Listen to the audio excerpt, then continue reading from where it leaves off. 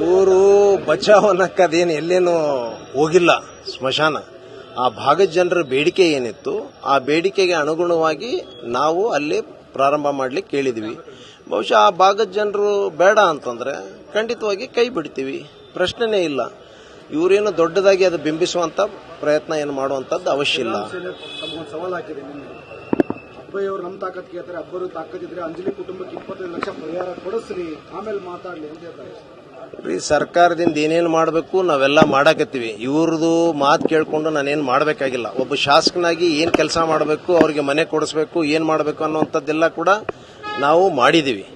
ಅವ್ರ ಕಡೆಯಿಂದ ನಾವು ವೈಯಕ್ತಿಕವಾಗಿ ಏನು ಕೊಡುವಂಥದ್ದು ಮಾಡಿದ್ವಿ. ಸರ್ಕಾರದಿಂದ ಏನು ಮಾಡ್ಬೇಕನ್ನುವಂಥದ್ದು ಕೂಡ ಹೇಳಿದ್ವಿ. ಆದರೆ ಇವರು ವಿನಾಕಾರಣ ಇವರು ಏನೂ ಮಾಡಿರಂಗಿಲ್ಲ.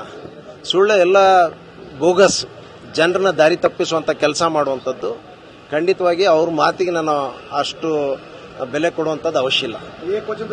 ಮಾತಾಡಿದ್ದಕ್ಕೆ ಕ್ಷಮೆ ಕೇಳಬೇಕು ಅಬ್ಬಯ್ಯವರು.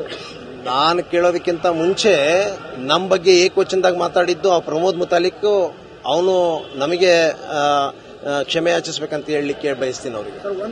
ಅಬ್ದುಲ್ಲನ ಅಬ್ಬಯ್ಯನ ಏಕವಚನದಲ್ಲಿ ಅವ್ರು ಮಾತಾಡಿದ್ದು ಕೂಡ ರೆಕಾರ್ಡ್ ಇದೆ. ಅದನ್ನೆಲ್ಲ ನಾನು ಹೇಳಲಿಕ್ಕೆ ಇಷ್ಟಪಡೋದಿಲ್ಲ.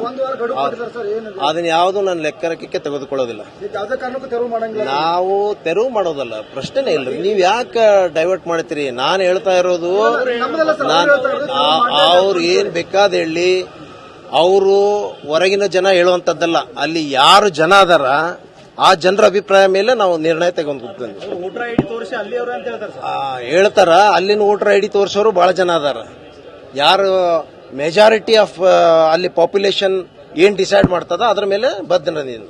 ನೀವು ನೋಡ್ತಿದ್ದೀರಾ, ಇದು ನ್ಯೂಸ್ 88 ಕನ್ನಡ, ಸುದ್ದಿಯ ಜೊತೆ ಸದಾ ನಿಮ್ಮೊಂದಿಗೆ.